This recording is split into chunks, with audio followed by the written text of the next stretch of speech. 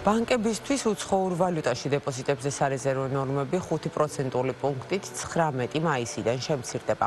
ეროვნული ბანკის შესაბამისი ბრძანება საკანონმდებლო მაცნეზე უკვე გამოქვეყნდა მარეგულირებლის მიერ ახალი სარეზერვო მოთხოვნების დაწესების შედეგად ბანკებს საერთო ჯამში დაახლოებით 250 მილიონი დოლარი გამოუთავისუფლდებათ.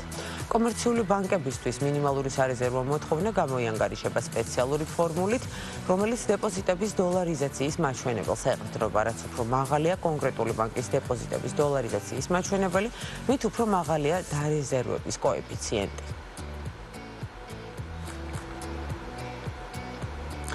რეფერენტული ფასების სისტემის განვითარება, ბაზრის მონიტორინგის მექანიზმების გაძლიერება და საერთაშორისო პრაქტიკის გათვალისწინება გადაწყვეტილების მიღების პროცესში ჯანდაცვის სამინისტროს რეფერენტული ფასების საკითხებზე მომუშავე კომისიის შეხვედრაზე მედიკამენტებზე მოქმედი ფასები, ბაზარზე არსებული ვითარება და სისტემის ეფექტიანობის საკითხები განიხილეს. ამ ეტაპზე რეფერენტული ფასი უკვე განსაზღვრულია 7500-ზე მეტ მედიკამენტზე, თუმცა დამატებით ფასის ზედა ზღვარი კიდევ 700-მდე მედიკამენტზე დაწესდება.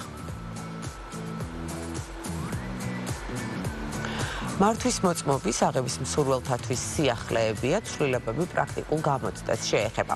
ცვლილებები ივნისიდან შევა ძალაში და ორშაბათიდან პარასკევის ჩათვლით მხოლოდ გეგმიური გამოცდები ჩატარდება. არაგეგმიური გამოცდის ჩაბარების შესაძლებლობა კი მოქალაქეებს მხოლოდ შაბათ დღეს ექნებათ.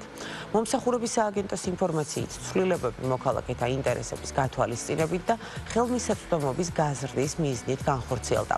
ცვლილების ამოქმედებამდე მოქალაქეებს შესაძლებლობა ჰქონდათ მართვის უფლების მისაღები პრაქტიკული გამოცდის, როგორც გეგმიური, ასევე არაგეგმიური 250 ლარიანი გამოცდით ორშაბათიდან შაბათის ჩათვლით ესარგებლად.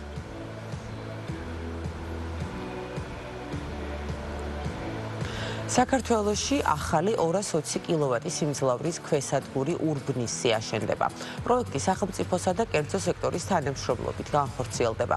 ქვესადგური ქარის, მზისა და ჰიდროელექტროსადგურებიდან გამომუშავებული ელექტროენერგიის გადამცემ ქსელში ინტეგრაციას უზრუნველყოფს. პროექტის ფარგლებში კომპანიები საკუთარი ხარჯებით სხვადასხვა ტექნიკურ მოწყობილობას შეიძენენ, ხოლო ქვესადგურის პროექტირებას, სამშენებლო და სამონტაჟო სამუშაოებს საქართველოს სახელმწიფო ელექტროსისტემა განახორციელებს. პროექტი 2027 წელს დასრულდება. სოფლის მეურნეობის სახელმწიფო ლაბორატორიის კვლევითი მიმართულებები ფართოვდება, ადგილზე ამ ეტაპზე 500 სხვადასხვა სახეობის კვლევის ჩატარებაა შესაძლებელი. ბოლო პერიოდში გაზრდილია მიმართვიანობაც, მიმდინარე წლის პირველ კვარტალში ლაბორატორიაში 48400-ზე მეტი ნიმუში შევიდა, რაც წინა წლის ანალოგიურ პერიოდთან შედარებით თითქმის 40%-ით მეტია. 2025 წლის სამთვეში ლაბორატორიაში 34700-მდე მიმართვა დაფიქსირდა, რაც შეეხება ღირებულებას ლაბორატორიაში კვლევების ფასი 3-დან 250 ლარამდე მერყეობს. სოფლის მეურნეობის სახელმწიფო ლაბორატორიის ქსელი საქართველოს მასშტაბით 13 ფილიალს აერთიანებს.